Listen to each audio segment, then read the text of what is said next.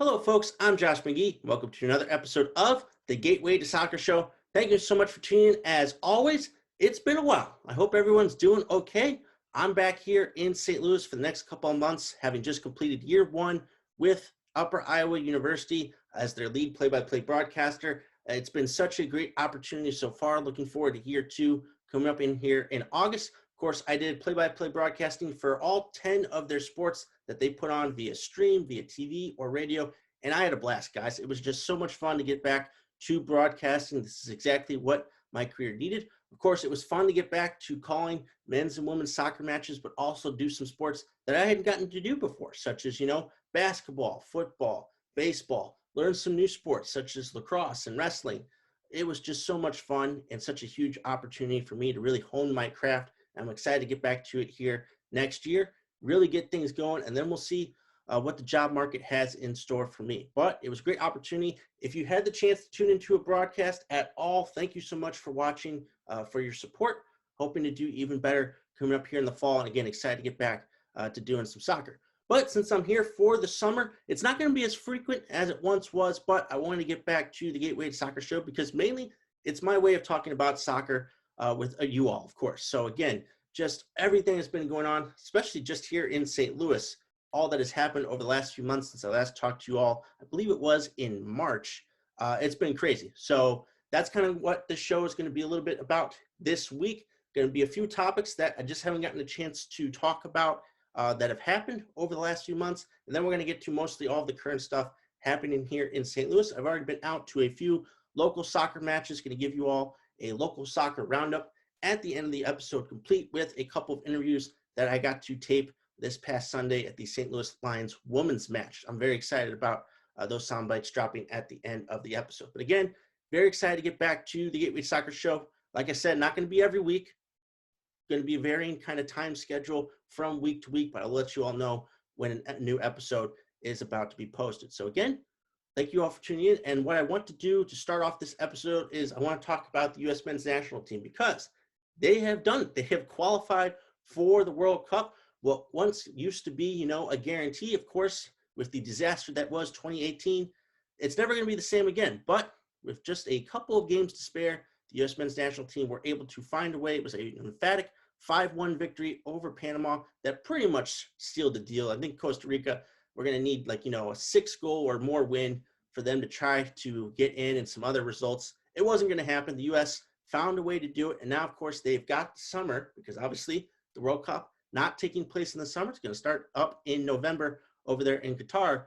They've got the summer to prep things, to prep their squad and get themselves ready to get back into the World Cup. So that's what I wanted to do to open up the show, talk about their recent form, and as of right now, who would be my pick to start for them in that first World Cup match. So when looking at the recent form of the U.S. men's national team over their past 10 matches, now those matches have included World Cup qualifiers, and of course they were successful in qualifying for the World Cup, and international friendly wins versus Bosnia and Herzegovina and Morocco. But I do find this stat very interesting. In 8 of their last 10 matches, the U.S. men's national team have either kept a clean sheet, either in a shutout victory or in a 0-0 draw, or they have been shut out. That's quite a wide variety of, results in terms of being successful and being shut out. Now, of course, differences in competitiveness, friendlies versus World Cup qualifiers, different circumstances. Again, you talk about that Costa Rica match. The U.S. had pretty much already done their job in terms of qualifying, but still, it was a World Cup qualifier against a top-rated team in CONCACAF. Wasn't the best of showings by the U.S. men's national team, but I do find that interesting here, especially with these past couple of friendlies. The U.S., again, in terms of the defense specifically, keeping a lot of clean sheets, but at the same time, offensively, still finding it a little bit troubling to score. Now, breaking it down even further in terms of the individual stats, over these last 10 matches, the U.S. have scored a total of 14 goals via 10 different goal scorers. The man leading the way as of right now, Christian Pulisic, with 4 goals, especially with that hat trick that he had versus Panama in that World Cup qualifier. On the back end, in terms of the goalkeeping position, it's still a little bit of a competition right now. Matt Turner leads the way with 4 clean sheets in this run of 10 matches. Zach Steffen and Sean Johnson each have 1. Sean Johnson, of course, was in net on Sunday versus Uruguay.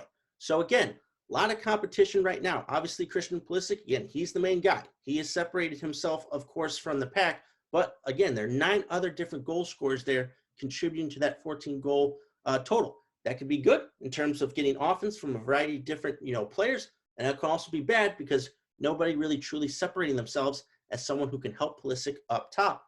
Again, the goalkeeper position, Matt Turner, seems to be separating himself from the pack, but you do have Zach Steffen, Sean Johnson, Ethan Horvath, a lot of guys involved in terms of rounding out the totality of those 3 goalies that the U.S. will be taking with them to the World Cup. So there's a lot of positives, and there's also still a lot of questions. And that's why this summer is so important for the U.S. in terms of figuring out these key positions that are still up in the air. You can kind of pencil in, your Pulisics, your Weston McKennies, some of the other offensive players, midfielders, defenders across the board, but there's still a lot of positions up for grabs. So that's kind of what I want to give my picks as of right now. There are injury concerns to think about, players in form, players who've been playing with the U.S. men's national team during World Cup qualifying, players who've been brought in during these friendlies. There's a lot of variables to take in. So I'm just kind of going to give a rough, prediction as to who I think should be starting with the U.S. men's national team in November.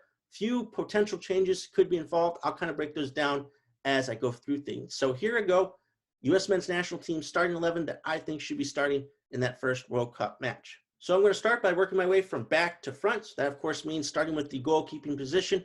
I do think this will be an interesting battle throughout the summer as we get closer to the World Cup. Zach Steffen, of course, didn't get a lot of time at Manchester City, but he's been between the pipes for the U.S. men's national team a lot over the past couple of years. Of course, Greg Berhalter, very familiar with him as being from Columbus, so it's kind of tough to get that guy out of that position. But right now, I got to go with Matt Turner. Turner, in terms of, again, recent form, part of those 4 clean sheets in these past 10 matches for the U.S. men's national team, again, just has tremendous size, his ability to stop shots, cover both posts. He's been tremendous. He's had a lot of big saves in these big-time games for the U.S. men's national team. And right now, I just think he's the most informed goalkeeper of all the guys in this group. I do think Steffen, of course, will be pushing him and should be the number 2 guy. And then, again, like I said, it's kind of a battle between Ethan Horvath and Sean Johnson as to who will get that 3rd spot for the U.S. But right now, I think Matt Turner, he's just been in better form. He's got a lot more playing time. And, of course, he's been playing more of these games for the U.S. men's national team. So I think the tide has begun to turn. We've seen him playing a lot more. And with Steffen not doing too much at Manchester City, I just think Turner is the right man for the job. Moving on to the defense, going from left to right, starting with left back, Anthony Robinson. Again, it's just not a position of depth for the U.S. men's national team. The other guys who could potentially be in the spot are just too young right now. And Robinson, he's been the guy out there. He's been playing the most, offers a lot. He's got a lot of speed. Of course, can get forward, can play some quality balls. We've seen him score a goal during World Cup qualifying as well. So he has the capabilities of being a good enough left back for the U.S. But again, it's just not a position of depth, so there's not really many options other than him to choose at this point. Moving over to this first center back position, and right now there's a lot of chaos. Of course, this seemed to be Miles Robinson's spot, but because of his Achilles injury with Atlanta, he is not going to be at the World Cup. I would love to pencil in John Brooks right now. Honestly, I would love to see him regain some form, find his way back into the U.S. men's national team in time for the World Cup, but you just can't do it right now. Hasn't been playing for the U.S., hasn't been playing for Wolfsburg, just not getting it done at this moment. Other injuries aside, it seems as though right now this is Aaron Long's position. Now, of course, there's some other options out there. If Chris Richards were able to recover from this latest injury, again, get back, play a few matches for the U.S. men's national team, I don't know if he'll be, loaned out again to start the season in the Bundesliga, but if he can get back to form, I think then that he takes over for Aaron Long in the spot because he offers the most versatility. He's great in the air, young, exciting player. I think he could take the spot. But for right now, Aaron Long is the best we got, and it's not too bad of an option. Again, he himself still kind of, recovering and getting back into form off of a long-term injury.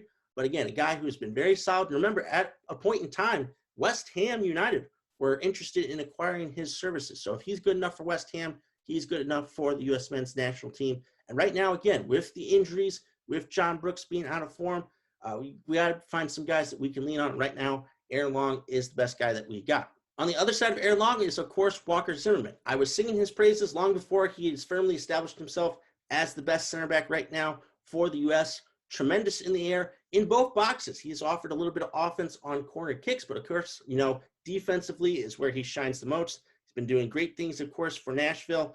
Again, someone who is dependable, who, He's had a little bit of an injury at some point, but was able to fight his way back and is back into that great form that he's shown with the U.S. So again, Zimmerman is going to be the leader at the back. You got to have someone who, is normal to that position, is capable of leading the back four. He's been doing that. So again, I think he's a great option and can really help things out there. U.S. are going to face some early tests here at the World Cup on the defensive end, and I trust Zimmerman to be the guy to help lead them through that. And then lastly, at right back, I know Reggie Cannon is out there, and I know this guy's hurt kind of right now, but Serginho Dest still, I think, is the best option out there for the U.S. It just offers tremendous versatility in terms of how he can defend and, of course, how he can get forward. I think that's going to be an important part with him and Robinson. They got to be great in defense, but they also have to push back the opposing team and make them defend in terms of them getting forward and putting quality service into the box. I think Dest is the best option for it. Just got to get him back into the team and get him into a few matches before things get going in November. I still think Dest offers the most upside at that position for the U.S. Moving quickly to the midfield, I think the middle three has kind of been set. You've seen it a lot in World Cup qualifying matches and international friendlies. Whenever you can get these three guys into the midfield, Greg Berhalter has done it, and I think they're the right middle three. I'm talking about Tyler Adams, Weston McKennie, and Yunus Musah. Again, all three of these guys, tremendous in the midfield in terms of breaking up play, putting in tackles, effort, hustle, doing tremendous things there. Again, Adams, McKennie, Musah, they're also great passers as well. Those guys will help jumpstart the offense. And of course, they all have tremendous motors as well. The key, of course, is keeping everyone healthy. Of course, Tyler Adams and Weston McKennie over the past couple seasons have had to deal with a lot of injury concerns. So that's something that Greg Berhalter will have to keep in mind as you get closer into November. You're going to have proper cover potentially for them. But in terms of the middle three who are the best, who have played together the most and have been doing an excellent job, Adams, Musah, and McKennie seem to be the obvious choice there in the formation. So then that brings me to the front three. Obviously, one of those positions is reserved for Christian Pulisic. I know he's had a trying season at Chelsea, and right now his future is definitely up in the air. But the guy has showed that when healthy, when he enters into the U.S. men's national team, he is, again, that top guy. Again, those 4 goals over the last 10 matches, again, in terms of just his ability to break down defenses, create offense, and put the ball into the net, he's the best that we've got right now. So, of course, him out there on the left wing so he can cut in his right is a spot that's already been pretty much locked down. Then you get into the striker position, arguably the biggest battle in the U.S. men's national team over the course of these next few months. They're still trying to find someone. Of course, it all really began with Josh Sargent. He hasn't featured at all for the U.S. men's national team in a while. Ricardo Pepi seemed like he was going to be the guy, but then he can kind of get out of form. Jesus Ferreira has been implemented there. Again, Wright is the new striker that they've brought in over these last couple of friendlies. They're looking for answers right now. Jossie Zardes, of course, we know it can usually be called upon by Greg Berhalter to sometimes fill this role. Who is going to step up and be the striker for the U.S. men's national team in this formation? I'm going to go with a little unorthodox decision here. I'm actually going to go with Timothy Weah.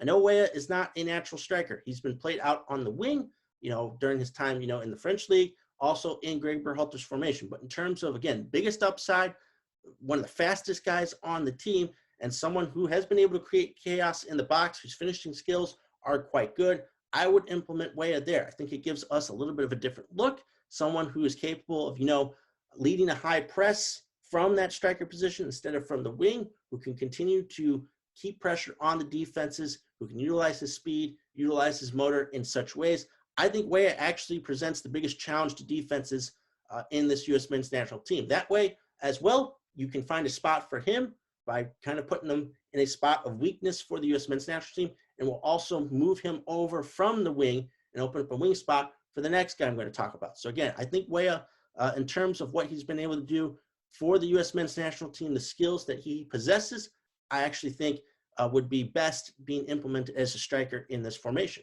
Which leads me to the last wing spot, and this always seemed like it was going to be a place for Gio Reyna. But of course, as we know, Reyna has had a terrible time with injuries here as of late. So he's not really a guarantee right now to feature for the U.S. men's national team. I definitely think he has the talent to reclaim this spot and to solidify himself. But right now, based on form and availability, I got to go with Brenden Aaronson. Of course, the newest player for Leeds United for this upcoming season. Aaronson has shown great form with Salzburg. Of course, recently scored a goal for the U.S. men's national team. I think he's an exciting prospect. You can play him a little bit deeper in terms of being in that midfield three, but I also do think in terms of finding a spot for him, keeping that midfield three of Adams, Musa, and McKinney is important. So that means you got to push Aronson higher. And I think that he's capable of playing out on that opposite wing from Christian Pulisic, from Timothy Weah, in terms of providing some offense and some spark there for the U.S. men's national team. I think he's shown over the past couple of months that he is ready, that he's prepared for this role with the U.S., and that he can create quite a bit of offensive buzz by being part of that front three. So again, like I said, Reyna ideally would be the guy because we know he has the talent, but because he's just not available right now and because Aronson has been so great, I think you got to find a place for him in this team. Based off of, again, what are the strengths of this U.S. men's national team, I think you got to put Aronson a little bit higher. So those are my picks for the U.S. Subject to change, obviously. We've already seen a couple of major injuries. Again, the Miles Robinson injury really set the U.S. back because it really did look like him and Zimmerman had pretty much locked down that center back duo. So kind of figuring that out. Goalkeeping position, still a little bit of a battle between Turner and Steffen, I think.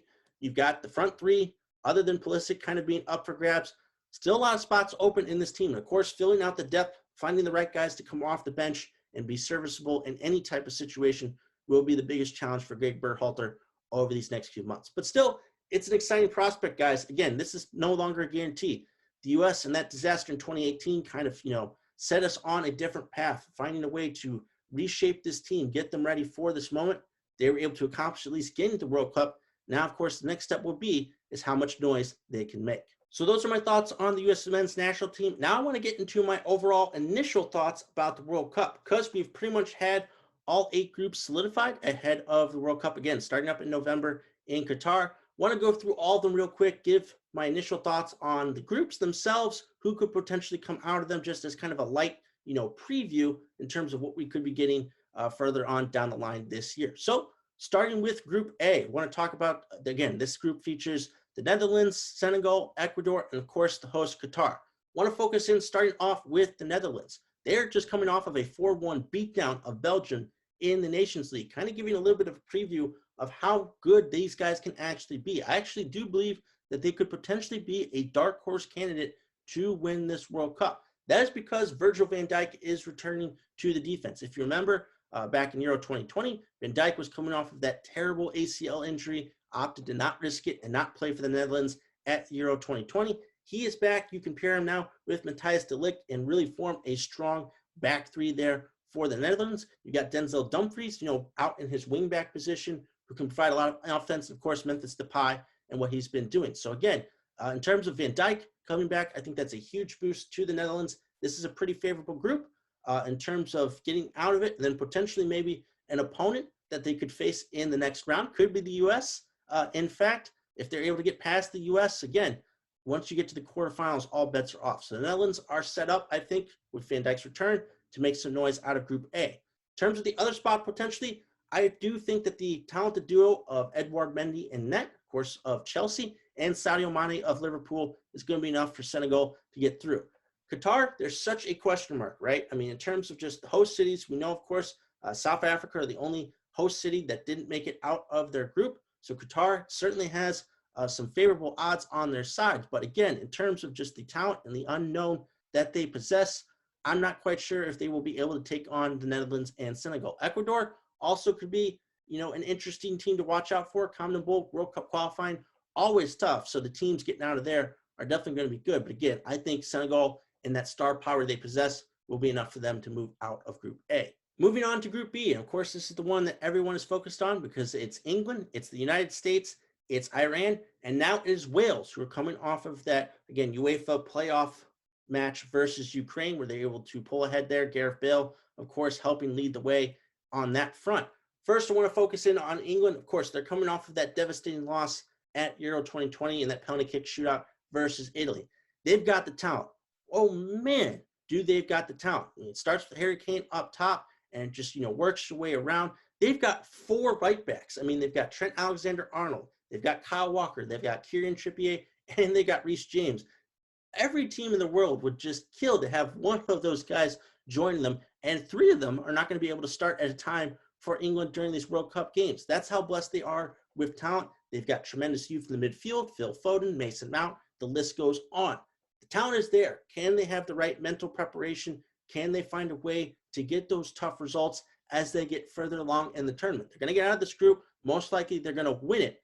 It's about all these other matches, potential other matchups that they could face. Do they have the mental capacity to get over the hump? I think they're one of the 3 favorites to win the World Cup, essentially just on talent alone. Of course, the run they just had going to Euro 2020. So again, it's all about the mental side of things, I think, with England. The talent is there. The results have been there.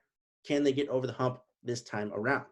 In terms of the rest of Group B, obviously the United States, it's a big focus. And I think that first match, United States versus Wales, is going to be key to the rest of this group. Iran, they can be tricky, but I don't think they've got the talent that the other 2 teams have. It's basically, can the U.S. stop Gareth Bale? He is pretty much the heart and soul and everything of this Wales team. I think it was 5 goals and 3 assists across, UEFA World Cup qualifying for Gareth Bale. He's getting up there in age. Someone like Aaron Ramsey, who I think is 31 years old, is getting up there as well. And then it's a lot of young, unproven guys for this Wales squad. Can the U.S. find a way to contain Bale, make sure he doesn't get on the score sheet? If they can do that, they should be able to win that match. And I think that will be the jump start for the U.S., definitely solidifying themselves as the other team to get out of this group with England. Up next is Group C. This is Argentina, Poland, Mexico, and Saudi Arabia. Of course, all eyes will be on Lionel Messi. Can he finally win a World Cup? I think his supporting cast this time around is better than it has been with Argentina. You think about this potential kind of front 4. The 3 players, Paulo Dybala, Lionel Messi, and Angel Di Maria, playing behind Lautaro Martinez, who's been doing great things at Inter Milan. Really, really lethal. We saw that in their just most recent win. I forget what the name of that tournament was, but they beat Italy 3-0 at Wembley. It was a tremendous performance. That's the type of firepower that they possess. They, of course, now have got a goalkeeper in Emiliano Martinez for Aston Villa, who's been locking things down. So Argentina, they got a really nice squad. Of course, outside of Europe, South American teams have had a lot more success. So we'll see what Messi and co can do this time around. They've got a favorable group. We'll see if that can lead to World Cup glory for Messi and Argentina. In terms of the other spot in this group, I think it's going to come down to Poland versus Mexico. Can Mexico stop Robert Lewandowski? I know at times Lewandowski has been off of form with Poland, but we know he is quite capable of taking over a game by himself. This also could be potentially his last World Cup. So he's going to be on point. He's going to be ready for Poland. Mexico, it's going to be a tough task. If they can do it, I think they will get out of this group. If not, I do think Poland takes this other spot with Argentina. Moving on to Group D, which features the reigning champions in France, Denmark, Tunisia, and then we're still waiting on the potential playoff winner. It's either going to be Australia or Peru. Regardless of who that is, France clearly is the favorite in this group, and I think they're the favorite to repeat as World Cup champions.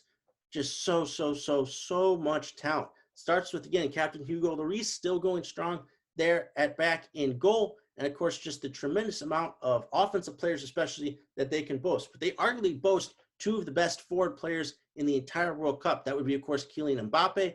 And right now, the man who potentially could be winning the Ballon d'Or in Karim Benzema. He's had such a rebirth here with Real Madrid and with the French national team. Those 2, that lethal combination alone would be enough to lead most teams for a deep run into the World Cup. With the rest of the talent that France has, again, I think they're the clear favorites, and they got a great shot to repeat. In terms of the rest of the group, Denmark, we know about their deep run that they had at Euro 2020. Of course, having to deal with the Christian Eriksen, medical emergency. Thankfully, he's doing okay there. Not sure if he will play a role or not with Denmark at the World Cup, but they've got the capabilities, again, of getting out of this group. If they can survive, whoever comes out of that playoff between Australia and Peru, I think will be their biggest challenge. I think they got a great shot to be the second team to join France and moving on to the knockout stage. Up next is Group E, which features Spain, Germany, Japan, and the winner of the playoff between New Zealand and Costa Rica. But this group is cut and dry, guys. It's Spain and Germany in some order. If that is not the case, someone's getting fired, someone's getting dropped from this team, and there's going to be total chaos because there's just no way, with the talent that they have, the experience that they have at the World Cup, that Spain and Germany find themselves not making the knockout stage. So in terms of the order of those 2 teams, it's going to come down to that head-to-head matchup. I think the key for that will be whose young players are going to step up. You've got guys like Pedri, Ferran Torres, and a couple of other different players, Pau Torres, for Spain versus someone like a Kai Havertz, someone maybe like a Timo Werner, and some of the other guys there with Germany. Whose young players are going to step up? Because both teams right now are on the cusp of moving on from the generations that have brought them so much success at World Cups, at Euro Championships, and so on, and moving into that next, younger generation that's going to lead them here for the next couple of tournaments. So who's going to step up? Who's going to make a moment? I think both teams pretty much are safe at this point. Again, if they aren't, well, man, that's going to be the biggest story coming out of the group stage. So Spain and Germany, really excited to see that matchup up close and see who separates themselves to take that group. Moving on to Group F, which is a fun little group that features Belgium, Croatia, Canada, and Morocco. Obviously, the big dogs in this group are Belgium. And right now, again, that golden generation, they've not been able to come up with the win at the Euros or at the World Cup. This is pretty much their last chance. And I think the two guys that are going to do it in terms of, leading Belgium into deeper rounds of the World Cup, potentially getting them all the way, have to be Thibaut Courtois and Kevin De Bruyne. Courtois, of course, coming off of a man-of-the-match performance in the Champions League final for Real Madrid versus Liverpool. He is in top form. Kevin De Bruyne, Player of the Year in the Premier League, helping lead Manchester City to another Premier League title, also in his prime. Those are the two guys on form right now. Romelu Lukaku, not on form. Eden Hazard, not on form. Other parts of the Belgian team, again, getting up there in age, their defense has never really been that impressive, especially since Vincent Kompany has left. So we'll see if Belgium can finally put it together. I think they take this group. That's a good start, but it'll be about those tougher matchups down the line that they're going to have to lean on a man-of-the-match type of performance from Courtois or Kevin De Bruyne being a little bit more selfish going for goals instead of trying to set up teammates. Belgium, they're going to be in the mix, but again, we've yet to see this golden generation truly break through. In terms of the other spot in this group, I think it's going to come down to Croatia versus Canada. Croatia, of course, they've got a ton of experience, led by, again, all those old heads, Luka Modric, Ivan Perisic, all those types of guys. But Canada, breaking into the World Cup finally after all these years, of course, led by Alphonso Davies, Jonathan David, Kyle Larin. A lot of, great attacking talent, and that exuberance is going to be key in going up against a savvy opponent like Croatia. Tough one to call right now. Of course, I'm kind of rooting for Canada just a little bit, just in terms of them, breaking back into the fold, representing CONCACAF. We don't know if Costa Rica is going to make it or not. Of course, I'm not rooting for Mexico. So Canada, I like to see them try to take this second place in the group, but Croatia is going to be a tough task. Up next is Group G, which includes Brazil, Serbia, Switzerland, and Cameroon. Definitely think that Brazil are the easy favorites here in this group, and they're also one of the top three favorites, again, alongside France and England, I would say, at this World Cup. Neymar, of course, is going to get all the press as being, the top offensive guy for Brazil. They got two stud goalkeepers in Ederson and Alisson. They can choose really either one and be fine there. They got guys like Casemiro who can lock things down in the midfield. And of course, they've got other offensive talent. I think the key to them is going to be Vinicius Jr., coming off of a fantastic season for Real Madrid. Behind Benzema, he was the driving force to their run through the Champions League and them ultimately winning that final. Again, great young player. I think, again, the pressure and the attention is going to be on Neymar. That's going to open things up for other guys. Vinicius Jr., this could be, his crowning moment, his ascension into the upper echelon of players at such a young age. I think he'll be a guy that can really, take the top off the defense with his speed, his finishing ability that could prove wonders and really help drive Brazil during this World Cup. In terms of the other spot, I think it'll come down to Serbia and Switzerland. Both teams, kind of play a rugged style. They grind out results. So not a lot of separation there. I maybe like Serbia's talent a little bit more at the moment, but I do think it's going to be an even matchup. Cameroon, I don't think has the talent to make any noise in this group. And then lastly, real quick, Group H, that is Portugal, Uruguay, Ghana, and South Korea. Again, Ronaldo, this could be his last World Cup. He's got a great supporting cast this time around. He's, of course, got João Felix. He's got Bruno Fernandes. At defense, they've got João Cancelo. It's a deeper Portugal team, and with a favorable group, I'd like for them to win it and potentially set up some good matchups down the road in the knockout stages. Uruguay, of course, they've got Edison Cavani. They got all the experience there, trying to mix in a few other guys into this lineup. Ghana, they don't have the same players that they had, at previous World Cups, but still always a tough opponent. And then South Korea. Who knows if Son Heung-min will be the guy to lead South Korea here. He's a fantastic player coming off a great season with Tottenham. A great individual performance could help them pick up some points in this group. I definitely think Portugal is, separated themselves. It's them versus everybody else here in Group H. So those are my initial thoughts on the groups for the World Cup. Obviously, we've got several months to go.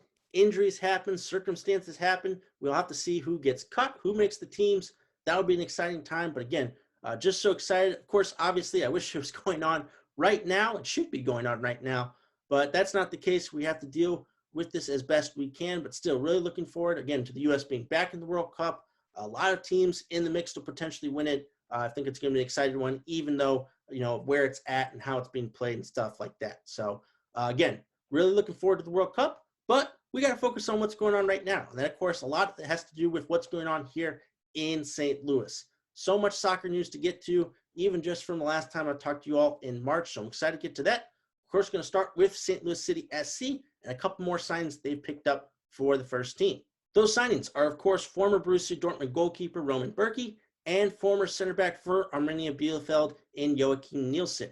Bürki, of course, brings a tremendous amount of experience to St. Louis. He was involved in a lot of Champions League matches for Borussia Dortmund, a lot of top matches in the German Bundesliga, of course, going up against Bayern Munich a couple times each season. So even at his age, he brings a lot of experience. He was a tremendous goalkeeper, and it's a big name, right? We've kind of been looking for some of this star power to eventually make its way to the St. Louis team. Again, Lutz Van den Schiel's connection to Germany pays off once again for both these signings, really. But Bürki, again, is a big name with still a lot of talent and a lot of experience coming to St. Louis. Nielsen, again, he was in a lot of, pressurized matches over this past season. He's been a fixture with the Swedish national team who, made it pretty far in terms of UEFA World Cup qualifying. They just missed out on qualifying for the World Cup. Of course, Arminia Bielefeld were fighting against relegation. Unfortunately, they weren't able to survive. But again, Nielsen, that's not on him. He was a part of a lot of the success for both these teams. So again, playing in all those types of pressurized matches have only, helped, build himself up. He's a tremendous center back. So bringing that type of experience and that type of talent, combining with Bürki, these are two excellent signings for the first team for St. Louis City SC. Now, since then, the rumor mill has kind of gone a little bit quiet. Of course, this is the summer transfer window. So in terms of international players, St. Louis City can go out and sign some of these guys. I don't know where they'll be looking to next. They've kind of, shorn up, down the middle in terms of their team: goalkeeper, center back, midfield, striker. Could be looking, maybe at some more midfielders, maybe going outside, right back, or getting another center back, focusing on the defense. But they've got their man at goalkeeper. They've addressed, each level of a formation here with these signings. Now it's all about kind of building up some depth. I don't know how many more signings they're going to make in terms of, the international transfer window. Of course, the big thing is going to be the MLS Super Draft, and of course, MLS free agency. Who are some of these types of guys that fit the system, right? Because that's what's been preached to us by Lutz Van den Schiel and everybody else at St. Louis City. It's not about getting, the biggest names. It's about getting the right players into this system. We've seen that system work with City too. I'll get to them here in just a moment. So obviously the proof is in the pudding. They want these types of guys for this team. So again, very exciting to get someone, a star like Bürki, and someone who right now is playing great in Nielsen to join up with St. Louis City SC. Can't wait to see them here in St. Louis. Speaking of City 2, through 10 matches so far this season, they are 6-2-2, and they currently hold on to the final playoff spot in the Western Conference standings of the inaugural MLS Next Pro season. Right now on that club, Josh Doling and Vitor Diaz lead the way with 5 and 4 goals respectively. Goalkeeper Michael Creek, he has stepped up in recent weeks, including making a save in the penalty kick shootout on Wednesday night versus Colorado Rapids 2. City were able to pick up the extra point there. They gave up a late equalizer, but still managed to hold on and beat what was pretty much a star-studded Colorado Rapids team. It was pretty much their first team in terms of the amount of MLS guys they were able to bring down. So a big test there that City were able to pass. So far through these 10 matches, I think it's quite clear the philosophy and the style of play that Lutz Van den Schiel and the rest of the club want to implement is working. And it's working right now with the City 2 team, the talent they've been able to bring in. It's just, very exciting. A lot of optimism about the future. Some of these guys eventually making it to the first team. Obviously, someone like a Joshua Yarrow has been signed with the intention that he will be a part of the first team already. But I'm talking about some of these other younger guys that have been brought in and who are already doing great things with City 2, who could potentially make the step up. Obviously, there's been some anticipation that, again, if Colorado Rapids are going to do it, when City get these guys in, all of their signings, of course, most recently Bürki and Nielsen, to come in and play for City 2, that'll be really exciting. We'll have to see what they can do to contribute there. But wouldn't it be cool in the inaugural season, in their first season, City 2 making the playoffs potentially? Only 4 teams advanced right now. They're holding on to that final spot. We'll see how the rest of the season goes. Haven't had too much of an opportunity to watch them, obviously, with work when the season started. But again, in terms of just from the eye test alone, reading up on things, some great recaps, and of course, all of the great local podcasts who have been covering this team.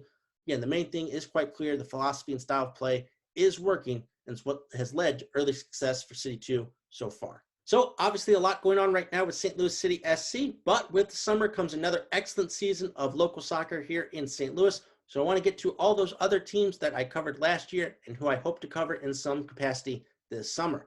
I want to start off with Fire and Ice Soccer Club. They are off to a great start in the WPSL. They won their first 2 matches at home this past weekend versus Iowa Raptors FC and Central Illinois United by scorelines of 4-1 and 4-0 respectively. Sarah Foley led the way with 3 goals and an assist across the 2 games. They will be out on the road this weekend for a couple of matches, but a great start for them. Again, scoring 4 goals in both games, very impressive. So great start to this season for Fire and Ice, looking to get back into the playoffs after missing out last season. Moving on to Club Atletico St. Louis, they snapped a 2-game losing streak with a 2-1 win versus Reign FK at CBC High School this past Saturday.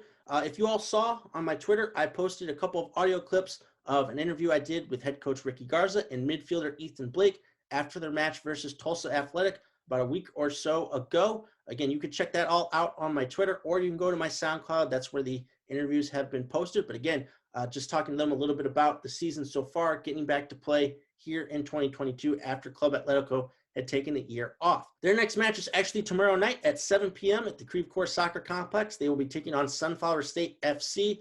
Again, only a few more matches left at home for Club Atletico, so make sure you get out when you can and help support them as they continue through the NPSL season. Up next, making their return to USL 2, the St. Louis Lions men's team is off to a fantastic start. They are unbeaten through their first 4 matches, including 3 wins, and are coming off of a huge beatdown of Chicago Dutch Lions FC this past Saturday by a score of 7-2. Been a fantastic start in the return to play for Tony Glavin and his team. They're doing fantastic work there and off to a great start. Their next match is actually tomorrow afternoon, 3 p.m. at the Tony Glavin Soccer Complex. They will be taking on Chicago FC United. So again, an opportunity to go out and see these guys. Sounds like they're having a fantastic season so far. Again, a lot of goals being poured in, and great to see them back after taking a year off. Lastly, I want to talk about the St. Louis Lions women's team. They are still looking for their first 3 points of the season. They are coming off of a 5-0 loss versus Caw Valley FC this past Wednesday. Before that, they've had a lot of close matches. They've only lost by 1 or 2 goals respectively in their other matches that they've played so far this season. They will also be in action over the weekend. But this past Sunday, I had the chance to go out and watch them take on Minnesota Aurora FC. They lost that match narrowly by a score of 3-2. Chloe Netzel had both goals for the Lions, including a beautiful top left corner free kick from just outside of the box. It was fantastic. Put them within 1. They had a chance maybe to potentially tie it late, but weren't able to come up with that decisive goal to tie the match. But still, this is a much improved team from last year. Just the difference in terms of having to go through COVID, not having the opportunity to try out a lot of players. So it's been night and day so far this season. I had the chance to talk to head coach Geoff Lorimier after the match, just about in terms of how things went versus Minnesota, how things have been going this season, kind of, expectations, and also, of course, playing in the USLW League, which is in its first season this year, a tremendous step for women's soccer. So here's my conversation with Coach Lorimer about the Lions. I thought we were able to kind of, stay in the game for sure. We came back and we made some changes there about the 60th minute and lifted our level. What I would like to see is us start at that level. We've the first 2 games kind of been about the same, with slow out of the gate. So we need to change some things up and make things a little bit more intense in training. But I was really happy that they didn't just sit back and quit. They fought back and made a game of it. Coach, in terms of just this season, coming into it, you have a normal tryout process. You're able to get a lot of new players involved. And so far through the first 3 games of the season, again, a lot of close results. I know you guys have wanted to get those first 3 points, but only a couple of 1-goal losses, a 2-goal loss in there. There's a lot of improvement. Talk to me about how much the process has helped. Yeah, it's been great. We've, it's pretty much a new squad for the most part from start to finish. We have some holdovers from last year, but a lot of new faces, and it's just getting those players to come together, to gel together. And that's, anytime you have players from, multiple colleges, multiple styles of play, bringing them together in a short time. So I think we're there. We're getting close. The results, aren't quite there yet, but I've seen it in training. The effort's been great. the competition and training has been great. So I think it's only time before we're going to start to see those results on the pitch. And then, of course, making the switch now from the WPSL to the W League this season, talking a little bit about the competition that some of the similar teams that you guys have seen in other leagues before, but a few new faces as well, and obviously just the new competition structure. What have you liked so far about playing the W League? Yeah, it's a great league. The competition is a lot stronger, and not necessarily in the players' percentage or the players' point, but it's just from the expectations that the league requires for the teams to, put their teams together. It's been a challenge just because, as you said, we were in the WPSL a couple of years, and you get familiar with the teams, and you can kind of understand how they're going to play, styles of play, and you can set your team, up for that. Obviously, these are all new teams, and so we're just seeing each other for the first time, trying to watch as much as you can on, online and get a vibe for, their styles of play. But other than that, it's just trying to figure it out in the game. And, I think every time we come back and play a team the second time, I think you'll start to see a little bit more comfortability in the style of play. I appreciate Coach Lorimer for talking with me after the match, but this match also served another purpose. I don't know if you all have read up on Minnesota Aurora FC, but what that club has been doing in their first year has been truly amazing. They're a fully community-funded club. I think they've got owners from 48 of the 50 states, and they've contributed in amazing ways. In their inaugural home match, they had over 5,300 fans attend. I think they've sold 3,500 season tickets or something. What's being done at the grassroots level with this club has been truly spectacular, and their team features some pretty prominent players, including their goalkeeper, which would be one Sarah Fuller. You might remember Sarah Fuller as being part of the University of Vanderbilt women's soccer team that went on to play for an SEC championship, while also going on to kick for the Vanderbilt football team, becoming the first woman to score a point for a Power 5 conference school in football history. She went on to transfer to the University of North Texas, played soccer for them this past season. Just a tremendous role model, not just for women in sports, but in sports in general. I had the chance to catch up with her after the match, talk to her about how it went, the success that she has experienced with Minnesota, both on and off the field early on in the club's tenure. We also covered some pretty serious subjects about her journey as an athlete and what can be done to help other athletes, whether it be in high school or in college, who've dealt with similar types of pressures, and how we can advance the conversation of mental health. Hope you enjoy. The game is really great. We got to filter in a lot of people, and a lot of the girls got an opportunity today to play. So it was good for us. I think we had a lot of chances. We just need to finish. Walking away with victory this weekend. A long road trip. We had 2 wins, so we're happy with it to go back to home and another sellout crowd, hopefully. I was going to say, it's a good crowd today considering the heat, but nothing like your guys' opening home game. Over 5,000 strong.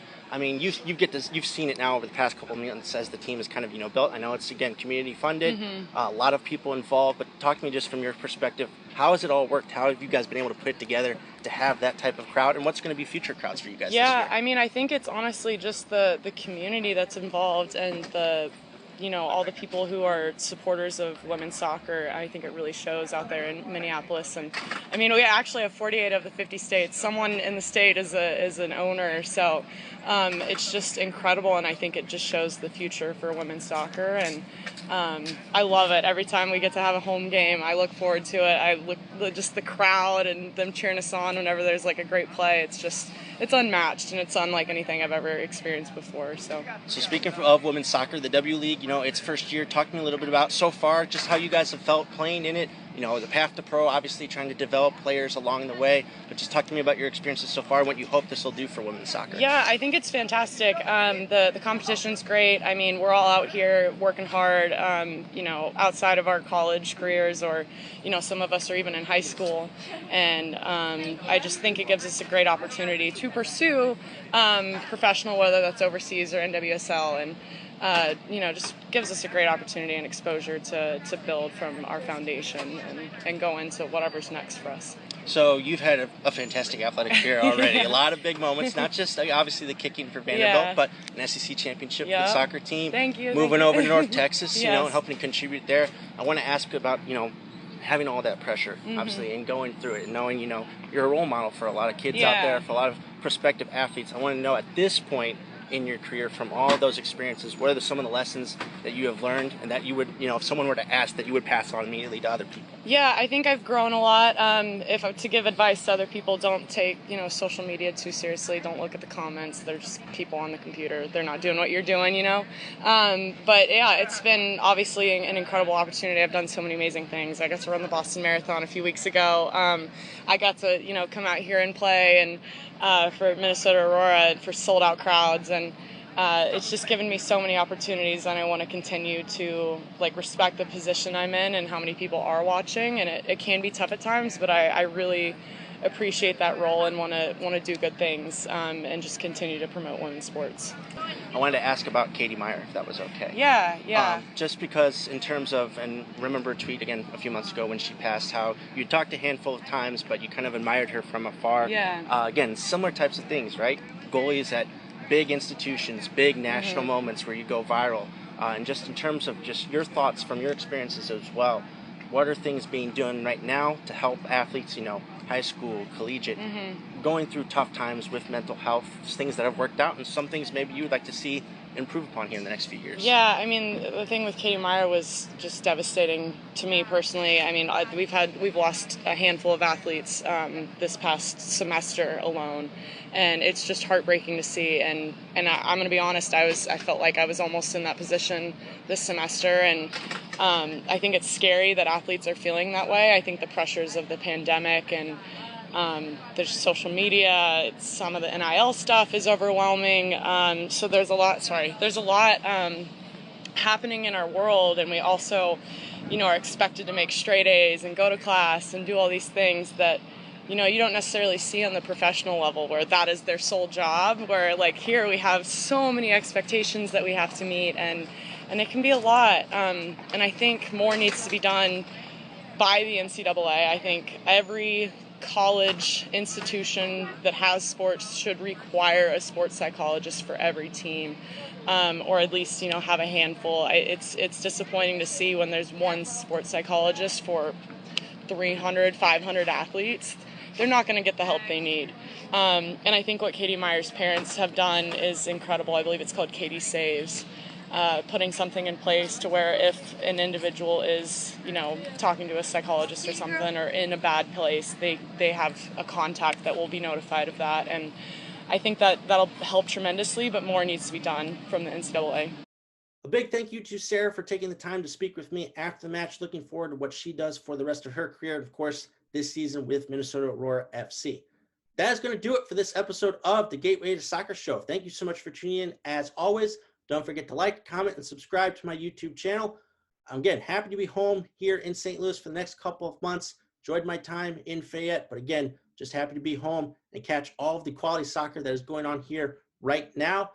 It's not going to be every week in terms of just some of my duties with my job. I'm also taking graduate school classes. That's taking up a lot of my time as well, but I'm committed to still covering a lot of the local soccer going on here over the next couple of months, covering other things going on in soccer here across the summer, and still producing the best episodes that I can when I can get to them. So it's not going to be every week. Sometimes it'll be every 2 weeks, maybe every 3 weeks, but I'm still committed to putting together a few more Gateway to Soccer Show episodes here this summer for you all. In terms of filling the gaps, you can check out all of the great local podcasts here covering St. Louis soccer. Flyer Over Footy, I saw they've done a couple of new things recently on social media with streaming, Twitter, YouTube, all that type of stuff, streaming during City 2 matches. Definitely check them out. They're always doing great work. The Show Up Make Noise crew, always killing it with their podcast, but you can usually find them at the matches themselves. Don't be afraid to go up to them and talk to their bunch of great guys. A couple of other great local podcasts as well. Blue Boys, I know, have always been great supporters of mine. Be sure and check them out whenever they put together some new content.